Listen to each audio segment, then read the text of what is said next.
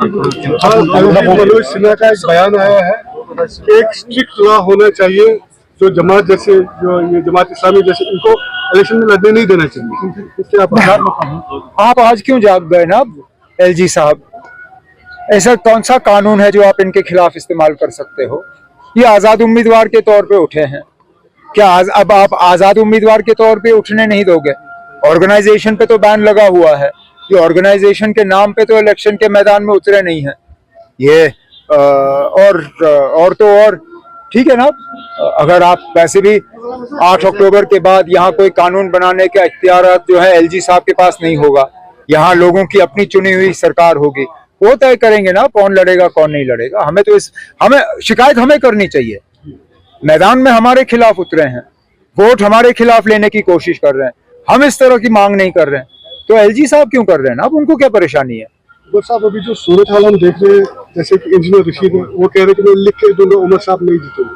Home minister वो आगे threat क्यों? अब इंजीनियर रशीद साहब जरा पहले जो आज उन्होंने एबीपी के जरिए इंटरव्यू दिया है उसका जवाब दें। इंजीनियर रशीद साहब ने खुले अल्फाजों में ये कहा है कि आज अगर 8 अक्टूबर के बाद बीजेपी को नुमाइंदों की जरूरत पड़ी, एमएलएज की जरूरत पड़ी, तो बीजेपी के लिए इंजीनियर रशीद साहब के दरवाजे खुले हैं। अगर आज इंजीनियर रशीद साहब बीजेपी को मदद करने के लिए इलेक्शन लड़ रहा है तो जम्मू कश्मीर के लोगों को बहुत सोच समझ के अपने वोटों का इस्तेमाल करना चाहिए, क्योंकि मैं बार बार ये कहता आया हूं, आज इंजीनियर रशीद साहब ने शुक्र है हमारी बात को तस्लीम किया है। मैं कहता आया हूं कि ये लोग आ रहे हैं सिर्फ और सिर्फ यहाँ वोट को तकसीम करने के लिए और नेशनल कॉन्फ्रेंस को नुकसान दिलवाने के लिए। इंशाल्लाह 8 अक्टूबर को साबित होगा कि इंजीनियर रशीद साहब जो हैं उन्होंने लोगों से हमदर्दी के नाम पे वोट हासिल किए, लेकिन आज वो वोट उनको नहीं मिलेंगे। उनके कहने के मुताबिक जमात इस्लामी लाइक माइंडेड कैसी है? वो कहते हैं कि हमने वो तो आपको उनसे लेना, वो तो आपको इंजीनियर से पूछना पड़ेगा, क्योंकि आज इंजीनियर बीजेपी की मदद करने के लिए तैयार है। तो इंजीनियर साहब के लिए बीजेपी भी लाइक माइंडेड है, जमात इस्लामी भी लाइक माइंडेड है। अब ये तो सिर्फ इंजीनियर ही समझा सकता है ना, मैं तो उनकी सियासत आज तक समझ नहीं पाया। आप समझ सकते हैं तो अच्छी बात है। वकार रसूल जो है आज उन्होंने एक बयान दिया है, फिर से आज क्या कहा? आज हमारे रिपोर्टर को बयान दिया था कि कुछ जो एमसी के वर्कर्स थे उन्होंने असॉल्ट किया, दे वर ड्रंक।